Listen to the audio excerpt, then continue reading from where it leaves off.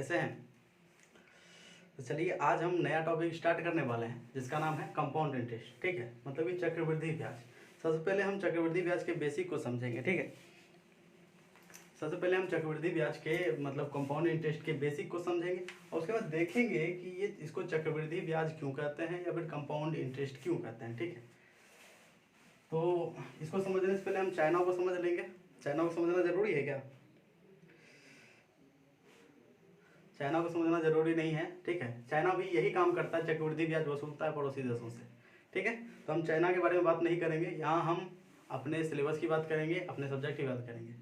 कोई भी competitive exam में कंपाउंड इंटरेस्ट से ज़्यादा क्वेश्चन नहीं रहते, एक या दो ही रहता है। ठीक है, तो इसको हम कम समय में कैसे बना सकते हैं, इसको हम देखने का प्रयास करेंगे और किस तरीके से इसको और आसान और ज़्यादा ईजी बना सकते हैं, हम इसको सबसे पहले समझने का प्रयास करेंगे। इससे पहले अगर आप लोगों ने अगर सिंपल इंटरेस्ट का, साधारण ब्याज का क्वेश्चन नहीं किया है, उसका चैप्टर को कंप्लीट नहीं किया है, सबसे पहले प्लेलिस्ट में जाकर उसको कंप्लीट करना है। ठीक है, उसके बाद हम लोग कंपाउंड इंटरेस्ट में स्टेप बाय स्टेप आगे बढ़ेंगे। ये ज़्यादा बड़ा चैप्टर नहीं है, छोटा ही है, बट लेकिन समझने का है इसमें। ठीक है, समझना है, थोड़ा कम टाइम लगेगा, हम भी आपसे कम ही टाइम लेंगे। आज इंट्रोडक्शन क्लास प्लस जो इंट्रोडक्शन क्वेश्चंस होंगे उसको हम लोग देखेंगे। इसमें 5-6 तरह के सवाल को करेंगे हम लोग। 5-6 तरह के क्वेश्चंस को करने के बाद आपका ये चैप्टर पूरा कंप्लीट क्लियर हो जाता है। ठीक है, तो ज़्यादा देर नहीं करेंगे और स्टार्ट करते हैं। ठीक है, सबसे पहले क्या पता करना हमको, ये क्या है कंपाउंड इंटरेस्ट। ठीक है,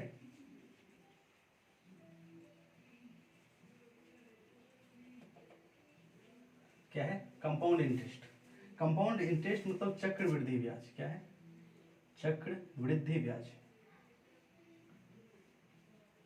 चक्रवृद्धि ब्याज दिक्कत। चक्रवृद्धि ब्याज, चक्रवृद्धि का मतलब क्या होता है? जब भी हम कोई सिंपल इंटरेस्ट में हमने क्या देखा था कि मान लिया जाए 100 रुपया मेरे पास है। क्या देखते थे हम लोग? मान लिया जाए 100 रुपया मेरे पास है, अगर इस पे 10% का रेट लग रहा है, ब्याज लग रहा है, तो एक साल में क्या हो जाएगा 20%, 2 साल में, एक साल में कितना हो जाएगा 10%, और सेकेंड ईयर दूसरे साल क्या हो जाएगा 20%, और थर्ड ईयर क्या हो जाएगा 30%। आड़ी बात समझ में? लेकिन चक्रवृद्धि ब्याज में ऐसा नहीं होगा। ठीक है, चक्रवृद्धि ब्याज में जो 10% होगा ना, उस पर भी अगले साल ब्याज लग जाएगा। कहने का मतलब है, पहले इसको हम साधारण ब्याज, ये सिंपल इंटरेस्ट को हम समझ रहे हैं पहले। ठीक है, सिंपल इंटरेस्ट तो सब लोग जानते ही हैं। ठीक है, लेकिन फिर भी एक बार समझने का प्रयास करते हैं। जैसे कि 100 रुपये मेरे पास है, अगर हम बोलते हैं कि पहला साल अगर मेरा फर्स्ट ईयर का, यहाँ पे ईयर लिख देते हैं, फर्स्ट ईयर में अगर ब्याज लग रहा है मेरा, ठीक है, इस 100 रुपये पे, ये मेरा मूलधन है। ठीक है, तो 10% की दर से लगेगा। पहले साल कितना रुपया लगेगा? 10 रुपया लग जाएगा। लगेगा कि नहीं? दूसरे साल फिर 10% लगेगा, फिर 10 रुपया लग जाएगा। कोई दिक्कत है? तीसरे साल क्या होगा? फिर से 10 रुपया लग जाएगा। चौथे साल क्या होगा? फिर से 10 रुपया लग जाएगा। ठीक है, तो साधारण ब्याज में हम एक तरीके का रेट रहता है, रेट तो सब जगह समान ही रहता है, लेकिन ब्याज दर क्या करते हैं हम लोग, वो भी प्रत्येक ईयर का समान ही चलता है। लेकिन चक्रवृद्धि ब्याज में पहले जो इसका 10 रुपया लगा पहले ईयर में, वो तो लगेगा ही लगेगा। और दूसरा क्या होगा कि ये जो 10 रुपया है ना, इसका भी 10% लग जाएगा। मतलब सेकेंड ईयर जो लगेगा, सेकेंड ईयर जो लगेगा, ये 10 रुपया तो लग रहा है, लग ही रहा है, प्लस इसका भी 10% लग जाएगा जो कि आप नहीं दिए हो अभी तक। इसका भी 10% लग जाएगा। क्या होगा इसका 10%? देखिए तो इसका 10% क्या हो जाएगा? 1 रुपया। मतलब सेकेंड ईयर क्या 11 रुपया लगेगा। ठीक है, तो थर्ड ईयर क्या होगा? थर्ड ईयर क्या होगा? फिर तो इसका 10% लगा ही लगा ब्याज में, नहीं 10% तो लगना ही है मूलधन पे, लेकिन आपको जो ब्याज जो बकाया है 11 रुपया, कितना है? 11 रुपया ब्याज कितना बकाया है, इस पे भी क्या लगेगा आपका? 10% का चार्ज लग जाएगा। मतलब इस बार लगेगा आपको 1.1 रुपया। ठीक है, मतलब टोटल लगेगा 11.1 रुपया। कोई दिक्कत है? दिक्कत नहीं होना चाहिए। ठीक है, तो इसको हम धीरे धीरे करके हम समझते चलेंगे। ओके, इसको समझेंगे हम आसानी से। इसको पहले मिटाते हैं। चक्रवृद्धि का मतलब समझते हैं। हम लोग सिंपल इंटरेस्ट जिसमें पढ़ रहे थे ना, उसमें हम एक काम करते थे। क्या करते थे कि जितना टाइम के लिए है, जितना परसेंट है, दोनों को गुना करते थे। जैसे कि 5 साल के लिए है और 10% है, तो हम इन दोनों को गुना करते थे, बोल देते थे डायरेक्ट 50% लगाना है। लेकिन चक्रवृद्धि ब्याज में ये काम नहीं करना। तो चलिए देखते हैं कि चक्रवृद्धि ब्याज में आखिर करना क्या काम। ठीक है, तो चक्रवृद्धि ब्याज में क्या करना है जैसे 100 रुपया है, 10% लग रहा है, मतलब अगले साल 110% लगेगा, 110% लग जाएगा। 110% कैसे लिख सकते हैं, 110%, सत मतलब 100, ऐसे लिख सकते हैं। अब अगले साल जो लगेगा इन सब का 110% लग जाएगा, मतलब 10% अगर ब्याज लगना है तो मिश्र धन, ये जो हम निकाल रहे हैं क्या निकाल रहे हैं, मिश्र धन निकाल रहे हैं। फिर जो लगेगा क्या होगा, फिर से मिश्र धन 110/100। तो क्या सर इसमें जो है हम साधारण ब्याज डायरेक्ट नहीं निकाल सकते इसमें, मतलब इसका जितना भी इंटरेस्ट है वो डायरेक्ट नहीं निकाल सकते? बहुत लोगों का कहना होगा नहीं ये डायरेक्ट नहीं निकाल सकते, लेकिन हम कहते हैं कि इसको आप डायरेक्ट निकाल सकते हैं। ठीक है, इसके लिए हम सेशन लेंगे, स्पेशल सेशन लेंगे, और उसमें हम क्लियर करेंगे कि हम सिंपल इंटरेस्ट को, ये कंपाउंड इंटरेस्ट को डायरेक्ट कैसे निकाल सकते हैं। ठीक है, पहले तो ये जो निकलेगा ये मिश्र धन निकलेगा। ये क्या निकलेगा, मिश्र धन निकलेगा। और मूलधन पता है, ब्याज बराबर क्या होता है, ब्याज बराबर मूलधन माइनस मिश्र धन माइनस मूलधन। क्या होता है, मिश्र धन माइनस मूलधन। ये तो सबको पता होता है कि ब्याज बराबर क्या होता है, मिश्र धन माइनस मूलधन होता है। वहीं पर अगर हमको क्या निकालना है, मिश्र धन बराबर क्या होगा, मिश्र धन बराबर क्या आ जाएगा, मूलधन प्लस ब्याज, मूलधन प्लस ब्याज। इसको कुछ नहीं समझना है, सिंपल सा ये समझना है, मिश्र धन मतलब सब मिला के, टोटल, कुल, जिसको हम लोग कहते हैं, क्या कहते हैं, सब मिला के आप दे दीजिए, टोटल हमको दे दीजिए। ठीक है, वो क्या होता है, मेरा मिश्र धन होता है। वहीं पर अगर हम बात करते हैं मूलधन का, मूलधन वो प्रिंसिपल अमाउंट होता है जो स्टार्टिंग में हम किसी से कर्ज लेते हैं या फिर स्टार्टिंग में किसी को कर्ज देते हैं, वो मेरा क्या है, प्रिंसिपल अमाउंट है। ब्याज क्या है, वही इंटरेस्ट जो हम आपको दिए हैं उसके बदले में हमको क्या फायदा मिल रहा है, तो वही क्या कहलाएगा, मेरा ब्याज कहलाएगा। लेकिन हम साधारण ब्याज पढ़ चुके हैं, यहाँ पे पढ़ना चक्रवृद्धि ब्याज, मतलब इसमें ब्याज पे भी ब्याज लगने वाला, अगर आप टाइम पे ब्याज नहीं देते हैं तो। ठीक है, तो इसको पहले मिटाते हैं और पहला क्वेश्चन इसका देखते हैं, उससे पहले एक और एग्जांपल लेते हैं। ठीक है, इसका एक और एग्जांपल लेते हैं। एग्जांपल क्या है तो देखते हैं, पहले हम अपना हॉटस्पॉट ऑन कर लें।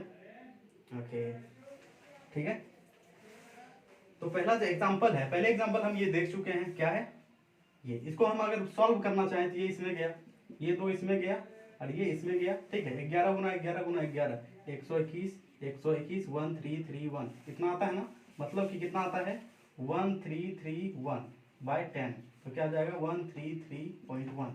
ये क्या हो गया, मेरा ओवरऑल मिश्र धन निकला। क्या निकलता है, ये मेरा मिश्र धन निकलता है। क्या निकल जाता है, मिश्र धन निकलता है। ठीक है, अच्छा मिश्र धन निकल गया तो हम क्या कर सकते हैं कि हमको ब्याज चाहिए। मूलधन तो हमको पता है 100 रुपया, ब्याज से चाहिए, तो मिश्र धन किसको कहते हैं, सब मिला के अमाउंट जो है, मतलब मूलधन प्लस ब्याज। ठीक है, तो इसमें मूलधन को घटा देंगे तो ब्याज नहीं निकल जाएगा। वही अगर ब्याज पता चल गया, हमको मूलधन पता करना, मूलधन तो पता है, मान लिया नहीं पता है, इसी मिश्र धन में ब्याज को घटा देंगे तो मूलधन नहीं पता चल जाएगा। ठीक है, अगर हमको मिश्र धन पता करना है तो दोनों को जोड़ देंगे तो क्या हमको मिश्र धन पता नहीं हो जाएगा, मूलधन और ब्याज को जोड़ देंगे तो। थोड़ा सा इंक इसमें डालते हैं,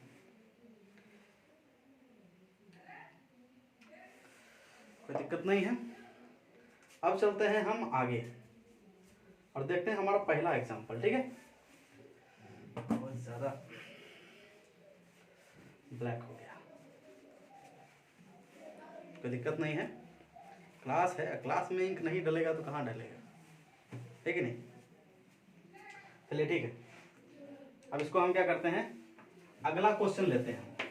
मान लिया जाए इसी पे अगर बात करते हैं, इसी पे अगर 200 रुपया, प्रिंसिपल कितना है, मूलधन कितना है 200 रुपीज। ठीक है, दर कितना लग रहा है, रेट कितना लग रहा है, दर रेट कितना लग रहा है, 10% का लग रहा है। और समय बताया जा रहा है, टाइम बताया जा रहा है, समय बताया जा रहा है 3 ईयर्स। क्या लगाया जा रहा है, 3 ईयर्स। ठीक है, इसमें देखिए पहले तो मेरा प्रिंसिपल कितना लगा 200, दर कितना हुआ 100। ठीक है, 100% और समय कितना है 3 साल का, तो हमको निकालना है ब्याज। पूछा जा रहा है ब्याज बराबर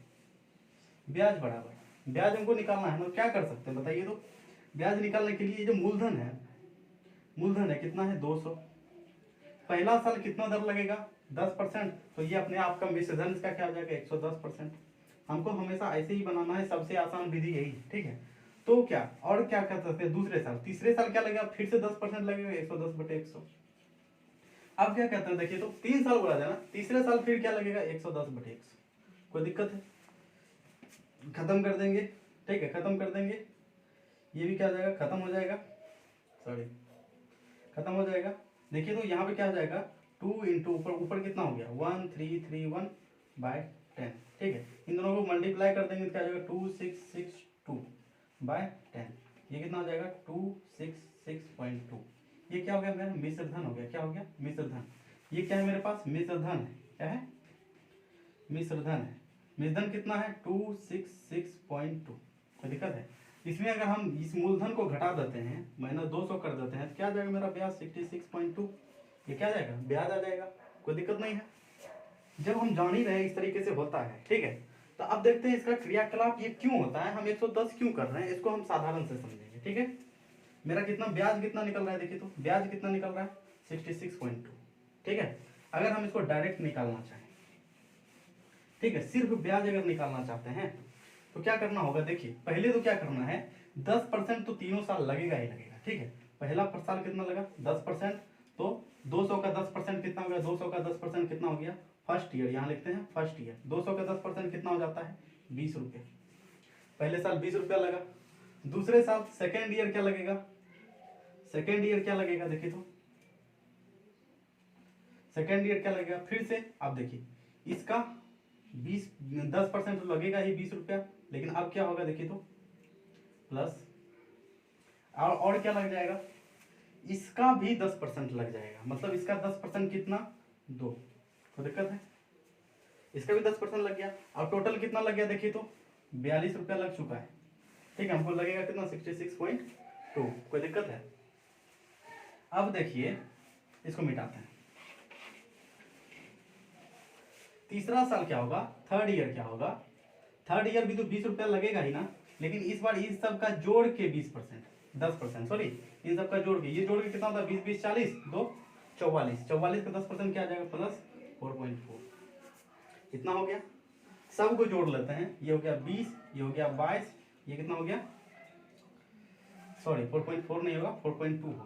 कैसे होगा देख लीजिए, ये 42 है ना, ये कितना है 42 का 10%, 10/100 निकाल लेंगे, ये कितना हो जाएगा 4.2 होगा ना। क्लियर है ये क्यों हो रहा है, इसको हम मिटाते हैं, मिटा दिए। अब क्या समझना है, तो ब्याज तो हम डायरेक्ट, हमको डायरेक्ट निकालना है, कितना निकला 4.2, ये होगा 24.2, कोई दिक्कत है। इसको जोड़ देते हैं तो 2 हो गया, ये 6 हो गया, ये 6 हो गया। तो ब्याज मेरा याद कीजिए, ब्याज मेरा इतना था कि नहीं, ब्याज मेरा इतना था ना। तो कितना आसान तरीका है, एक बार और समझते हैं इसको, इस बार दूसरा चीज लेते हैं, ठीक है। इस बार हम क्या करते हैं सेकंड चीज लेते हैं कुछ और। इस बार हम यहाँ पे अमाउंट क्या कर देते हैं 400 करते हैं, क्या करते हैं 400। तो इसका सिर्फ ब्याज निकालना है 3 साल का, क्या करेंगे 400 रुपया है फर्स्ट ईयर, यहाँ लिखेंगे फर्स्ट, ठीक है। फर्स्ट ईयर क्या लगेगा 400 का 10% निकाल लेंगे, 400 का 10% कितना होगा 400 का मतलब गुना 10/100 क्या आ जाएगा 40, कोई दिक्कत है। फर्स्ट ईयर क्या लगेगा 40 रुपया लगेगा। सेकेंड ईयर देख लेते हैं, ठीक है। सेकेंड ईयर क्या लगता है, सेकेंड ईयर भी तो 40 रुपया, इसका तो 10% लगेगा ही लगेगा, ठीक है। लेकिन इस बार क्या लगेगा प्लस क्या लगेगा, ये जो 40 है ना इसका भी 10% लग जाएगा, मतलब इस बार निकाल लीजिए 40 का 10% कितना होता है 40 का 10% कटा दीजिए कितना होगा 4 4। थर्ड ईयर क्या होगा 40 रुपया लगेगा ही लगेगा, ठीक है। 40 रुपया तो लगना ही लगना है, लेकिन ये जो ब्याज बकाया है कितना बकाया है इस बार इतना बकाया, मतलब 40 40 80 4 88, इस बार कितना है 88 का 10% अगर हम लोग निकाल लेते हैं 88 का 10% निकालते हैं, ध्यान दीजिए कितना होता है, घटाते हैं तो 8.8 रुपया, 8 पॉइंट, इस बार कितना होगा 8.8 रुपया, कोई दिक्कत है। टोटल कितना हो गया जोड़िए 40, ये हो गया 44, ये कितना हो गया 48.8, ठीक है, कोई दिक्कत है। अब जोड़ दीजिए 0.8 8 4 12 2 बाकी 1 4 4 12 4 4 4 8 4 12 12 1 13, इतना रुपया सिर्फ क्या हो जाएगा आपका ब्याज हो जाएगा, कोई दिक्कत है। इसमें दिक्कत वाली कोई चीज ही नहीं है, ठीक है। तो इसी तरीके से ब्याज चलता है, ब्याज भी कैसे, इसी चीज को अगर हम डायरेक्ट करना चाहें, हम इतना काउंट नहीं करना चाहते हैं तो क्या करेंगे, हम क्या कर लेंगे डायरेक्ट निकालेंगे 400 का 10% पहले साल 110/100, फिर क्या 10% दूसरे साल भी 110/100, 10% तीसरे साल भी 110/100, ठीक है। ये गया ये गया ये गया, ये दोनों गया, ये खत्म हो गया, ठीक है। अब देखिए तो ये कितना होता है 1331 × 4 बाय 10, ठीक है। इसको कर देते हैं 4, 2 बाकी 1, 3 बाकी 1, 4 1 5, ठीक है। कोई दिक्कत है? बटे 10, दिक्कत नहीं ना। ये कितना हो जाएगा 532.4, 10 नीचे है 0.4। ये क्या निकला? मिश्र धन निकला। क्या निकला? मिश्र धन निकला। अगर हमको ब्याज चाहिए, क्या चाहिए? ब्याज चाहिए, तो इस मिश्र धन में मतलब मिश्र धन में क्या घटाना पड़ेगा? मूलधन घटाना पड़ेगा, ठीक है। ये क्या हो जाएगा 532.4 माइनस 400, तो क्या हो जाएगा 132.4। कोई दिक्कत है? तो ये रहा हमारा बेसिक कॉन्सेप्ट। हम दोनों तरफ का मेथड सीख चुके हैं। अब हम चलेंगे अगले कॉन्सेप्ट में, वो कल चलेंगे। कल हम 90% सब्जेक्ट के क्वेश्चंस को कवर करेंगे, फिर बचा हुआ 10% को उसके अगले दिन कवर करेंगे, ठीक है। चलिए आज के लिए इतना ही। तब तक के लिए क्या करना है आपको? आराम से पढ़िए बैठ के, ठीक है, और देखते रहिए। कल एकदम कंटिन्यू ये टाइम पे आ जाएगा, 2 बजे के आसपास दूसरा वीडियो आ जाएगा, ओके। तो चलिए, तो आज की क्लास से हम विदा चाहते हैं। हम मिलते हैं अगले क्लास में। तब तक के लिए हंसते रहिए, मुस्कुराते रहिए।